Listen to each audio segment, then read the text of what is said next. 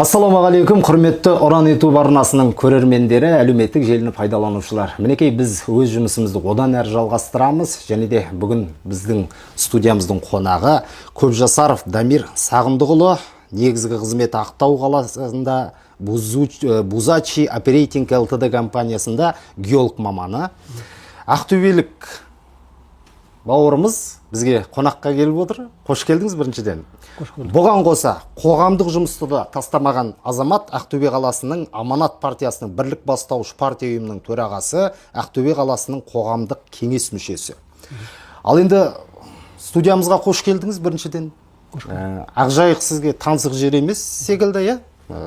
Осы жақта қайын жұрттарыңыз бар. Оны да біліп алдық. Бірақ дегенмен де біздер мына соңғы Ұран жобасында жиі көтеріп жүрген мәселелердің бірі мына қарапайым қызметтегілер, қарапайым мамандықтардың дәрежесін көтеру, ол туралы жиі насихат айту. Себебі өзіңіз білесіз, президенттің 2025 жылды жұмысшы мамандықтар жылы деп жариялағанын өзіңіз білесіз. Сосын енді қарапайым қызмет, жұмысшы мамандықтардың бел ортасында жүреді, бірақ қоғамдық істерден де сырт қалмайтын спикерді тау оңайға соққан жоқ. Енді Ақтөбеден алдыртып отырғандай болып отырмыз ғой. Бірінші сауалымыз. Осы қазіргі жастар, қазіргі жаңа мамандықтың иелері не себепті жоғары оқу орындарына көп көңіл бөледі де, жаңағы кабинетте отырып жасайтын қызмет, жалпақ тілмен айтқанда сондай мамандықтарға әуесте қарапайым дәнекерлеуші, мұнай-газ саласындағы қызметтер, геология саласындағы қызметтегі мамандықтарға көп жағдайда бармайды. Осыны ара-жігін ашып алайықшы, бізге қызығы осы болып тұр қазір. Ал біріншіден Бағдат бауырым, көп рахмет осы Ұран YouTube каналына шақырғаныңыздарға, және де мен өзім де осы YouTube каналын әрдайым, әр қойылымда несін көріп, қарап отырам. Белсенді подписчик деп айтайын. Соның бірі. Лайк басып отырасыз, пікір жазып отырасыз. Көп рахмет, байқаймыз. Сол сияқты бірінші сауалға келетін болсақ, әрине біздер жалпы мамандық, енді адам баласы екі заттан қателеспеу керек дейді. Біріншісі мамандық, екіншісі жар таңдаудан. Сол сияқты біздерде көбісі, енді еркін айтуға болады, өйткені мен мұнай саласында 18 жылдан астам тәжірибем бар. Соның ішінде жаңа сенің сауалыңа келетін болсақ, жұмысшы, мысалы геология дейсіз ғой, инженерлік жұмыстар, олардың барлығы өте аз. Алғашқысында біздер студент болған кезде 2002-2006 жылдары ол кезде мұнай қарқынды жүрді ғой. Сол кезде мамандықта да көп болды. Соның өзінде де, мысалы статистика есептейтін болса, менің өзім группаластарым осы бірге оқыған студенттер 10-15% қазір сол мұнай саласында жүр. Қалғандары басқа мамандыққа дауыстар жіберді. Енді олар ары қарай енді өздерінің себептері бар шығар. Басқа салаға кетіп қалғандар да бар. Басқа салаға да кетіп қалды. Ал мен өзім алғашқы 2002-ден бастап осы 2006 жылы осы Орал өңірі неге маған ыстық, өйткені мен осы қалада 20 жылдан астам тұрдым. Енді өзім Ақтөбе облысы Қобда ауданынан дүниеге келдім. Сол студенттік шағым осы жақта болды. Осы колледжде 4 жыл, және де жоғарғы Батыс Қазақстан агротехника университеті Жәңгір қанатында 3 жыл.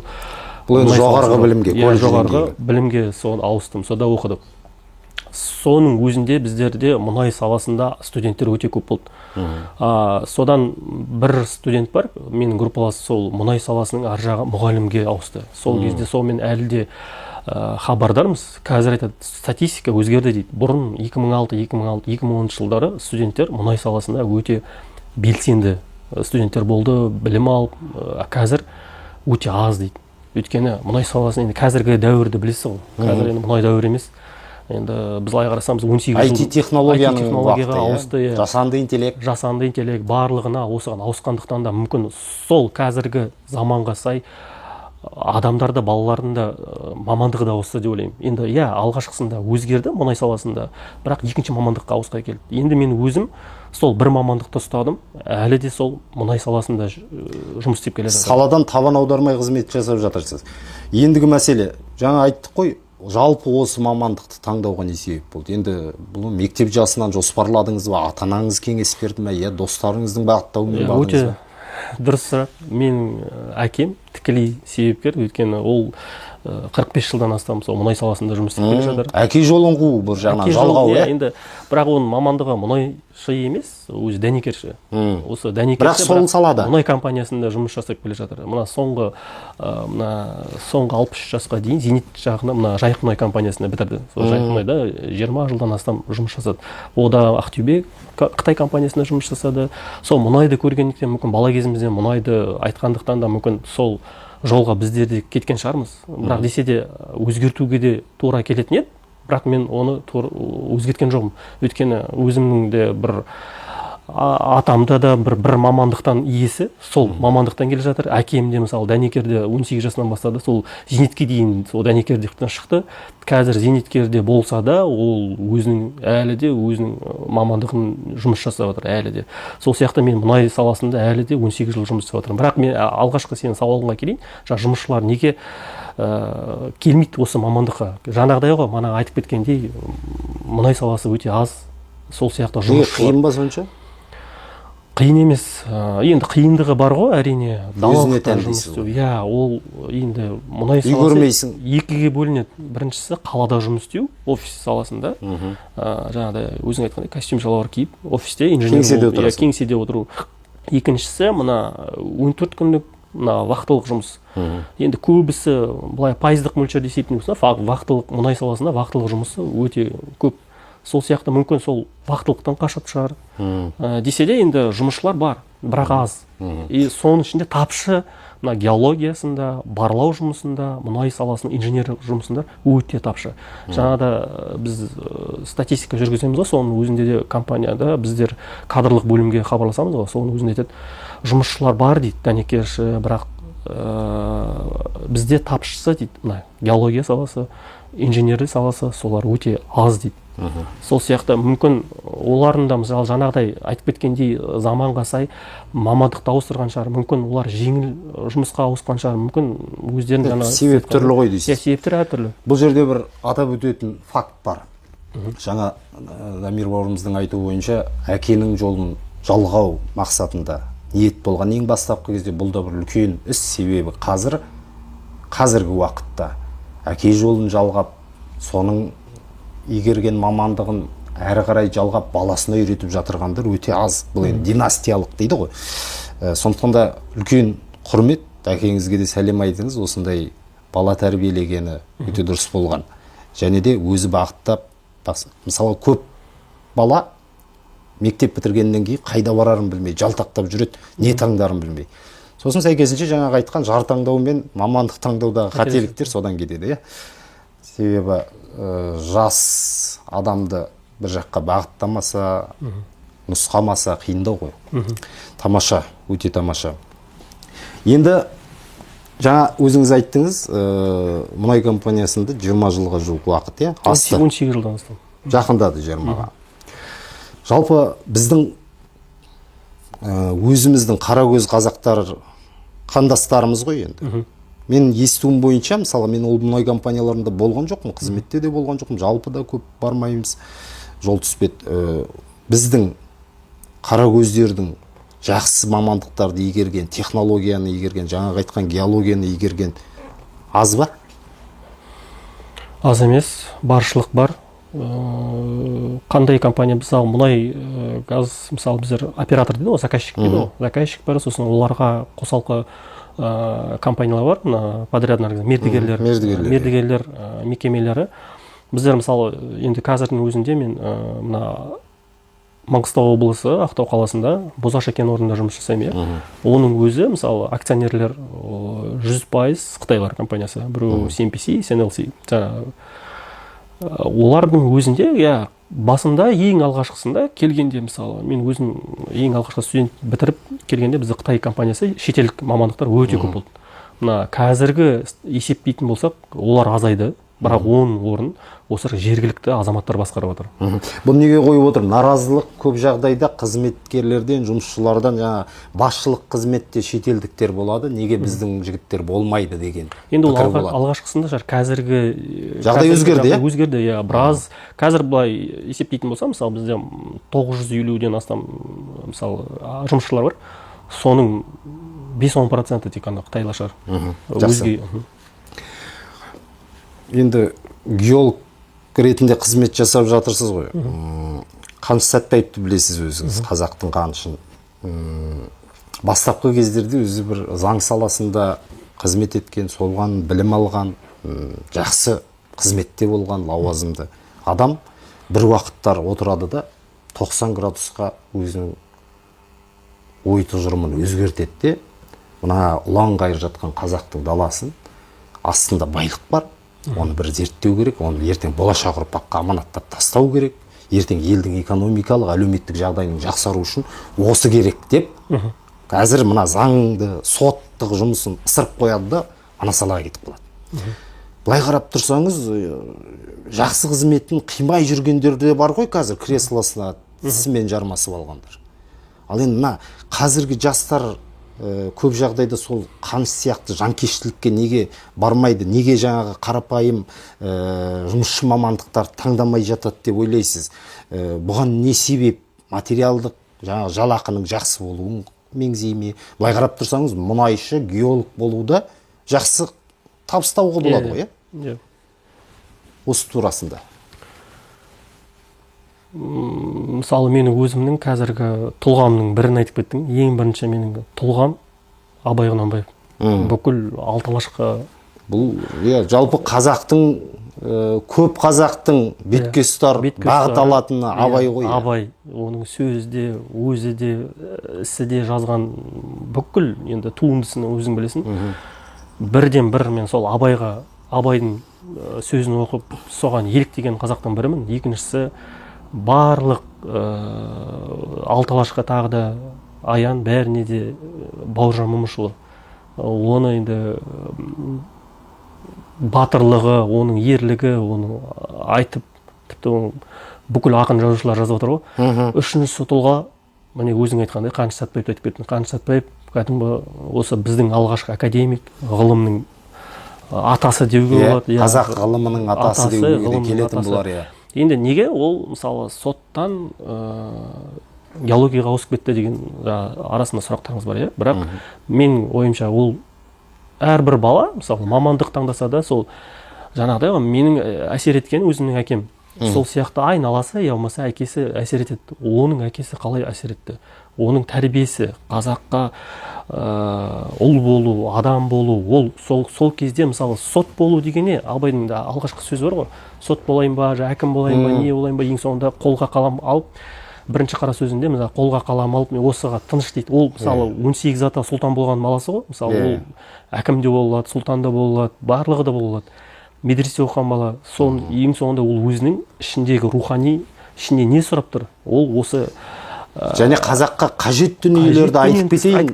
Жаңағы бар ғой, қара сөзінде айтатын, жазайын, қажеттілігіне қарайтын адам оқыр, оқымаса өзі біледі дегенге келеді. Бірақ ол айтса да, ол ішіндегі рухани, ол қазір тек қана қазақ. Ал енді сол қазақтың асыл Абайы жазып кеткен қазір қара сөз қаншама тілге аударылып, әлемдік деңгейде жетті. Былай қарап тұрсаңыз, біздің философ, ақын, ағартушының бір дәптерге, қойын дәптерге жазған пікірлері ғана, салмағы қандай дейсіз, ол өте дұрыс. Сол сияқты жаңа Қаныш Сәтпаев туралы айтқаным, сол мамандық мысалы ол кезде сотшы болуда мүмкін ол қорыққан шығар соттың да. Әкесі де болыс болды мысалға, Ал геологияға неге ауысты? Өйткені ол сол кезде барлық жерлерде, мысалы мына біздің Ресей империясы болды ғой, соның ғалымдары болды. Көптеген ғалымдары сол геологияны бастады. Сол кезде мен ойлаймын, қазір сол өзі бастады. Сол алғашқы ғылым. Егер де ол болмаса, ғылымның атасы кім болады деген сияқты ғой сауал. Сосын жаңағы Қазақстанның қазіргі ғалымдары геологиялық картаны пайдаланып жүрген, қазіргі істе қолданыста жүрген сол кісінің еңбегі екен. Әлі күнге дейін сол кісінің бағыт бағдарымен жұмыстан жүрген. Енді бұл енді былай қарап тұрсаңыз, өзі дүние салса да, еңбегі өлмей, елдің игілігіне қызмет етіп жатыр дейді ғой. Енді сол 1000 жылдық, 100 жылдық тұлғаларымыз ғой. Жақсы, енді мына сіздің қоғамдық жұмыстарыңызға қатысты сауал қойылып отыр. Енді партияның бірлік бастауыш партия ұйымының төрағасы болу дегеніңіз енді саясатқа бір табан жақын елдегі сондай қызмет қой. Бұл жағы неғып қызықтырды? Мысалға, енді жалпақ тілмен айтқанда, мұнайшы ретінде жағдайыңыз жаман емес, жұмысыңыз жүріп жатыр, Ал енді қоғамдық жұмысқа кірісудегі мақсатты айшықтайық. Неге қоғаммен байланысты болды дейсің ғой? Көп жағдайда жаңағы қызықтырмайды ғой. Мысалы, сварщик достарым бар, қойшы саясатыңды дейді. Сваркымды білем болды. Өте өзекті мәселе.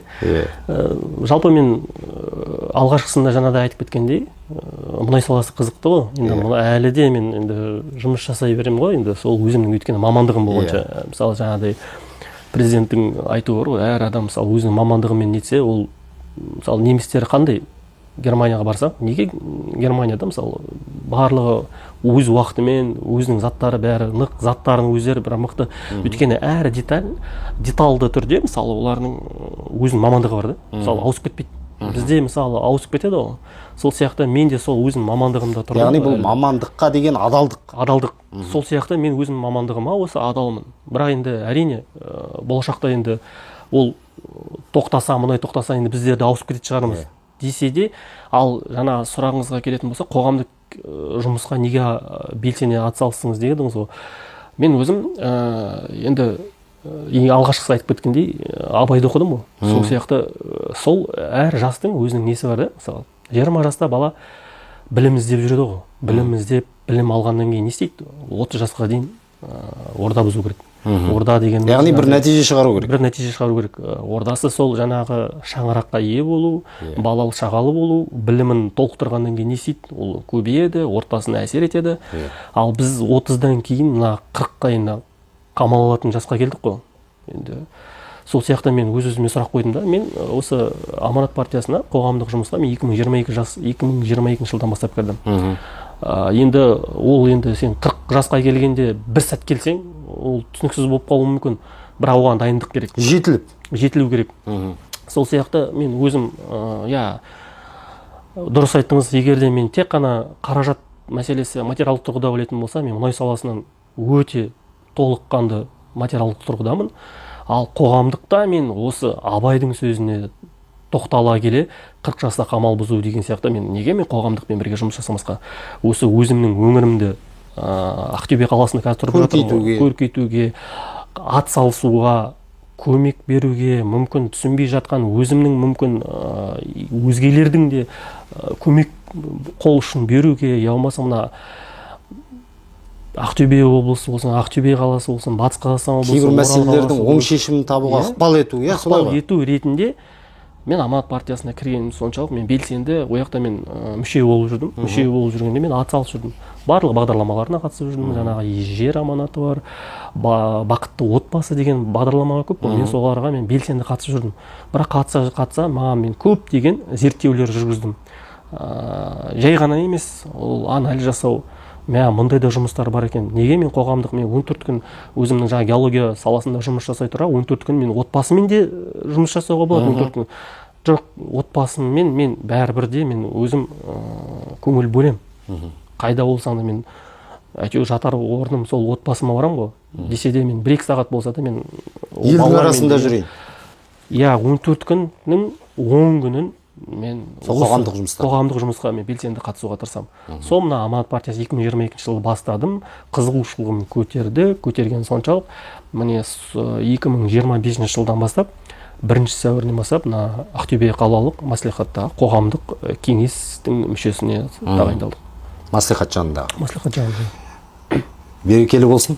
Дұрыс, жаңағы айтып отырған қоғамдағы жасалып жатырған жұмыстардан сырт қалмай, тек қана жаңа қазған жерін, мұнайыңды ғана білмей, қоғамдық жұмыстарға араласып жатқанда біраз жасқа үлгі болу тиіс деп есептеймін. Біздер енді бұл жерде неге біздер осындай бір қарапайым жұмысшы мамандықтарды дәріптеп отырмыз. Неге біздер мамандық деген тақырыпқа Ұран YouTube арнасы бірнеше шығарылымын арнады? Себебі жаңағы Дамир бауырымыз айтып кеткендей, басында мамандық таңдаудағы қателік ертеңгі сенің өміріңнің барлық деңгейінде әсер етуі әбден мүмкін. Сондықтан да бұл жерде мұқияттық керек. Ал енді біз қазақы контентті дамытып идеологияға аз да болса қызмет етіп жүргесіндағы бұны жиі айта береміз. Дұрыс. Жалпы мына Ақтөбе туралы айтып өттіңіз ғой, көршілес облыс. Жаңағы айтамыз, біздер енді Атырау, Ақтөбе деп осы Маңғыстау әрі кетсе көршілес Батыс легионы деп айтамыз ғой. Біраз біздің мықтыларымыз сол шекараларда, сол облыспен сіздің жақтарда ат тұяғы тиіп өткен. Сондықтан да тарихымыз бір, діңгегіміз бір.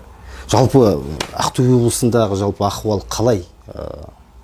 Шақырып әкімдеріңіз, бізден шыққан әкім, біздің елдің азаматы, батырларымыз. Жақында Инстаграмды қарап отырсам, мына Ақтөбе мен Қостанайдың ортасындағы жолды ма бір нәрсені қатты талқылап жатыр. Енді ана мердігер компанияға бір жақсылап таяқ жейді ау деп ойладым. Қалай жалпы әкімдеріңіз? Асхат Жақаров енді ол облыс әкімі. Білеміз ғой. Ол енді біздің мына облысқа салып жатқан еңбектерін де бәрін де біз бақылап отырамыз. Бірақ десе де мен енді тікелей ресми айтатын болсам, мен енді Ақтөбе қалалық қоғамдық кеңестемін. Біз Азамат Бекетпен жұмыстамыз. Ал Асхат облысы енді облысты да кеше ғана енді отбасымен Астанаға барып келдік. Сол кезде мен енді жаңа серуен дегенмен бірінші қоғамдығымды бірге алып жүремін ғой. Сол сияқты жаңа жол мәселесі, жаңа айтып кеттің ғой өзің. Дәл сол жол мәселесі мен өзім көзімен көргенмін. Мына Қостанайға бара жатқанда. Ол жақта ремонттар шын мәнінде қиын жағдай. Соның ішінде мына Ақтөбе облысы, бірақ десе де ол тоқтап қалған жоқ. Ол әлі жұмыс жүріп жатыр. Тек кешігіп жатыр, Кешігіп жатыр, Соны айтты ғой әкім. Кешігіп жатыр. Ол мердігерлер өзінің ескертуін алды. Олар енді ары қарай жұмысын жасайды. Өйткені біз қоғам кеңес ретінде, бізде енді Ақтөбе қалалық қоғам бар, облыстық қоғам бар. Жоқ, ол деңгейлерді біліп отырмын, Дәке. Менің жалпы сенің азамат ретінде, Ақтөбенің тұрғын ретінде әкімге беретін бағаңызды ғана сұрап отырмын. Баға тек қана енді халық береді. Ал егер тікелей сіз халықсыз ғой. Тікелей енді көпшілік халықты, сіздің көңіліңізден шыға ма? Шығады. Жақсы, сәттілік тілейміз Асхат Берлешұлына. Ендігі кезекте мынандай сауал. Мына біздер көп жағдайда қазақ жастары туралы жиі айтамыз ғой. Қалалық деңгей болсын, облыстық деңгей болсын, бұл тап қатты маңызды емес, бірақ мына қазіргі қазақ жастарының аяқ алысы дейікші, бағыты қаншалықты көңіліңізден шығады? Енді сізде енді 40-қа тақап қалдыңыз, жаңа өзіңіз айттыңыз, 30-да орда бұзбаса 40-та қыраспайды, қамал алмайды дейді. Қазақ түрлі жағдайда айтады. Қазіргі жастардың бас қондырысы ұнай ма жалпы? Әртүрлі. Ол да жаңағыдай 100% айта алмаймын. Біздің халық жаңағыдай қоғам жастары әркімнің өзінің таңдауы бар. Жақсы, оның бәрі түсінікті. Жалпылама айтам. Алаңдата ма? Егер ол мысалы жаңағыдай, егер де мына IT саласы болса, мамандық болса, алаңдатпайды. Өйткені қазір жастарымыз бізде ақылды. Былай айтқанда, біз жастардан сұрайтын болдық қазір кейде қай мамандыққа түсейік деп. Мысалы, менде 3 балам бар ғой, соның алғашқысы енді 9-шы класс бітіріп жатыр. Сонда да маған алаңдату бар. Соның өзінде кейде мен әке ретінде алаңдату мамандыққа мен қазір ойланып қалам. Сол кезде мысалы мен өзім балдарым, қыздарым мамандыққа олар еркін айта алады. Ол мамандық былай ғой деп. Сол кезде кей сәттерде жастардан осындай мамандық келгенде, таңдауға келгенде мен олардан қуанам. Кей сәттерде мысалы жастарға мысалы бір мамандықтар бар, қандай да бір мәселелер болса, қарама-қайшылық түсіп қалса, сол кезде алаңдату болады. Мысалы қазір ауыл шаруашылық, мысалы ауылға біздің жастарымыз бара қоймайды. Ал мысалы неге? Мысалы мал шаруашылығы бар, егін шаруашылығы бар, егер де оларға бармаса, ертең болашағымыз кім болады? Ата кәсібіміз ғой. Ата кәсібіміз. Егер де біздер сол ауылдан қашатын болсақ, қазіргі жастар одан қашатын болса, қалаға шоғырланғанда не пайда дейсің ғой? Ал егініміз, етіміз, малымыз кімге қалады? Сол мәселелер кей сәттерде мен алаңдататын жастарды. Жалпы өзіңіздің балаларыңыз енді алды 14-15-ке келіп қалған болар. Ертең мамандық таңдағанда мен әкемнің жолын қудым, сен менің жолымды қуасың деп талап қоймайсыз? Жоқ. Өзі таңдай ма? Өзі таңдайды, әрине мен енді атсалысуға тырысамын. Бірақ енді оның мамандығына жалпы жаңағыдай ғой, біз кейде мамандық таңдау деп тақырып басылып кетті ғой. Кішігірім айтып жіберейін мамандық туралы. Қазіргі былай айтып жіберейін, қазіргі ата-аналарға мен айтатыным. Мамандық таңдағанда біздер ақшаға, материалдық тұрғыда қараймыз. Я болмаса қазіргі трендте бастық болсын, билік алсын қолына, әкім болсын дейді шауып шыққанда, ауылдың әкімі. Бұрын біздің аталарымыз қалай таңдады? Бұрын неге бізде 100 жылдық, 1000 жылдық тұлғалар шықты? Өйткені біздің әке-шешелеріміз біздің баланың мінезіне, құбылысына, ісіне, яғни көрпесіне қарай көсілу керек. Ыңғайы қай жаққа қарай? Ыңғайы қай жаққа қарайды. Мысалы, бала сөйлеп тұрады, ақындығы болады, мысалы, ол журналист болуы мүмкін, я болмаса ол ақындығы, ол бөлек жазушы болуы мүмкін, ол қоғамдық мәдениет саласына кетуі мүмкін. Оны біз келеміз де қинайтамыз да, юридический, я болмаса экономикаға басқа тығып жібереміз. Бірақ ол мамандық бухгалтерия не болса да ақшаның қасында болды. Сол сияқты ол мамандыққа да, мысалы, баласы мен әкесі, енді әкесі біледі ғой, басқа әке шешесі біледі оны. Қандайға оның икемі бар. Икемі бар, ыңғайы бар, соған қарай бағыттау керек. Соған бағыттаған дұрыс деп ойлаймын. Өте тамаша. Ата-аналарға да құлақ қағыс болу керек. Бұл жерде мамандық таңдауға келгенде балаңызды жаңағы өзіңіз бағыттап, желкелеп, желкесінен ұрғылап, сен қалай да осы боласың емес, балаңыздың ыңғайына қарай, тәбеті тартқанына қарай бағыттау керек дейсің ғой. Көп-көп рахмет. Енді жаңағы айттық қой, біраз әңгімені айтып тастадым. Енді отбасыңыз туралы да айттыңыз, әке жолын қудық. Өзіңіздің жеке отбасыңыз туралы да айтып өтіңіз, 3 балам бар дедіңіз, жолдасыңыз осы жақтан деп бағдарламаның басында айтқам, кішкене бір қысқа 1-2 минуттық. Отбасы бар. Өзім, сол оқу бітіргеннен кейін 2010 жылы жасым 23-ке келді. Ол кезде бұрғылау компаниясының инженер бұрғылаушысы болып жұмыс істедім. Содан енді крутой жұмыста болдыңыз ғой енді. Енді крутой емес, сол уақыттарда енді мүмкін деп ойлаймын. Бірақ сол кезде енді жалпы мамандықтың бәрі крутой. Мамандықтың егер де сол мамандыққа ие болса, бәрі крутой. Мен неге крутой деп отырмын? Себебі мектеп кезінде өзімде мұнайға барғым келген. Шама шарқым келгенше білем ғой ақшаның қайда жатқанын. Бірақ енді елімізге жұқпағандай, маған да мұнайдан бір тиын жұққан жоқ. Бірақ енді салғасып қазір алдарыңызда журналист, журналистик саласында жүрміз, оған да шүкір. 23 жасында отбасын құрдым. Алғашқы қызым. Жолдасыңыз туралы айтыңыз, енді ана жақсы еркектің артында мықты әйел тұрады. Және тек тұрмайды, миын ашытып тұрады дейді ғой кейбіреулер, сол сияқты. Енді мен итермелеп, не де болса сен ана аманаттың қоғамдық жаңағы ұйымына кір деп бағыттаған әйеліңіз емес қой да? Жоқ. Өзіңіз бе? Өзім, енді мен қазіргі енді өзің шақырып отырғасын, мысалы, енді қоғамда қалай жүргенін мен білмеймін, енді олар біледі ғой. Десе де сол адамның арқасы деп ойлаймын. Қазіргі мына көйлегімнің тазалығы, жағаңыздың кірлемегені, сол мен оны айтып та не керек.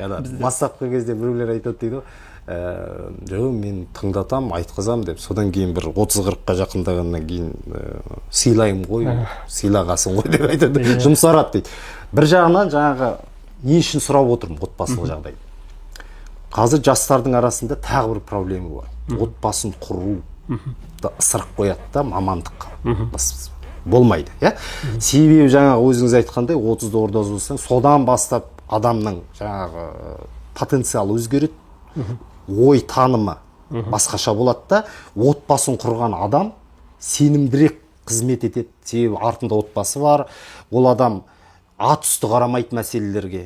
Себебі оның бала шағасы бар деген сияқты түсінік қой. Сондықтан да бұны да біздер идеологиялық тұрғыдан пайдаланып отырмыз. Мамандықпен бірге жаңағы отбасын ертерек құрып, балалы шағалы болып, соларға бағыт бағдар беретіндей де ер азаматтық қабілет болу керек. Солай ғой? Дұрыс. Келісесіз бе? Келісемін. Ал енді біз жарты сағаттай уақыт өтіпті. Егер бір 90 сөздің тоғықтай түйіні болса, түйіндеңіз, сонымен аяқтайық. Жаңағы сұрақтарыңызға енді көп рахмет. Бірнеше мәселелерді басын ұрдық. Енді жаңағыдай отбасы дедік, мамандық туралы дедік, кішігірім мен айтып жіберейін. Жалпы өзімнің жаңа мамандықтан гөрі мен қоғамдық жұмыста да жүрмін, және де кей сәттерде мына біз мектепке де мен атсалсам, мектептерге мына ата-аналар несі болады ғой, жиналысы. Комитеті болады. Иә, комитеті болады. Енді мен комитетте емеспін, десе де мен балдармен кездесем. Осы Инстаграм егер парақшамды қарайтын болсам, мен бірнеше рет оқушылармен кездестім. Соның ішінде мамандықты қалай таңдауға болады деген. Сол кезде мен соны да мектеп директорынан да рұқсат алып, сол оқушылармен неге мен олармен қазір байланыстамын. Мен ата-ана ретінде, қоғам ретінде өзімнің білімімді, ілімімді салғым келіп жүрді. Содан бастадық. Мен қазір кішігірім болса да, сол мектеппен де қазір осы жыл бастадық. Сол нені. Яғни бала тәрбиесіне де енді мен өзімнің енді отбасыма баламды, 3 балама да енді әрине мен әке ретінде, ұстаз ретінде енді неге мен осы оқушыларға мектепке атсалыспаймын деп. Тек қана отбасының шеңберінде ғана емес, сол мектепке де мен қазір бастадым. Осы жылы бастадым. Қанша кездесу болды мектептерде? Бір 2-3 кездесу болды. Қалай қабылдау балаларды? Қабылдау өте керемет болды. Енді қызым сол 8 класстан бастадым. Бірақ мен өзім енді қазір 6-7 класс оқушыларына баруға болады, бірақ оның әрине мамандық туралы әлі бала ғой. Сол сияқты мен қазіргі өзімнің ар жағындағы ойым мына мектепке 8, 9, 10, 11 класстарға осындай кішігірім лекция жүргізу, ол ата-ана ретінде, қоғамдық ретінде кішігірім лекция жүргізсек, мына мамандықты қалай таңдауға болады. Мысалы, болашақтың, мысалы, әке институты бар, әже институты бар ғой. Біздер оның бәрін қалып қойған. Біздер қазір не істейміз? Бала тәрбиешісіне береміз. Бала тәрбиешісі кім? Ол ақшаға жұмыс жасайды. Енді мен оларды жамандамаймыз, бірақ дегенмен де өз баласындай тәрбиелемей, жаңағы тарихтан тағылымды ой тербемейді. Жеңіл-желпі тәрбие, иә? 1000 жылдық, 100 жылдық абайлар қайдан шықты? Өзінің ата әже институтынан шықты. Сол сияқты мен айтатым, жаңа түйіндемесі, осы әке-шешелеріңізге осындай біздер атсалсақ, қоғамдықпен бірге жұмыс жасасақ, біз саясаттан қорықпау керекпіз. Саясатпен бірге жұмыс жасасақ, ол біздің өзіміздің өңіріміз ғой. Былай қарасақ, мына егерде жер үйде тұратын адам, 10 сотық жері бар, мысалы айтамын, сол жер үйде тұратын адам өзінің жерін, бағбанын, айналасын көршілерімен, көлемдерімен бірге атсалысып жұмыс жасаса, жақсы ұстаса, міне сол сияқты ол кішкене қала, өңір, ауылдан бастасын. Сол әрбір ауылдан, әрбір қаладан, әрбір азамат осының менің елім, менің жерім, біздің отбасы, біздің қоғам, біздің қала, біздің мемлекет отанымыз деп жүрсе, әрбір азамат онда біздің қаламыз, еліміз көркейеді деп ойлаймын. Көп рахмет, енді жаңа айтып отырсыз ғой, ұлт тәрбиелеуде де қолғабыс қылып көмек жасап жатырмын. Үлкен іс. Сондықтан да алдағы жоспарларыңызға тек сәттілік тілеймін. Отбасы ошаққасы аман, берекелі болыңыз. Сұхбатқа келгеніңізге көп рахмет. Құрметті Ұран YouTube арнасының көрермендері, қазақы контентті қолдап, лайк батырмасын басып пікір жазып отырыңыздар. Біздер енді шамамыз шарқымыз келгенше жаңағы бала тәрбиесі, мамандық таңдау сияқты қоғамдағы бір өзекті деген мәселелерді талқылауға жанымызды салып жатырмыз. Әлі де бұл жұмыстарды жалғастыратын боламыз. Келесі кездескенше.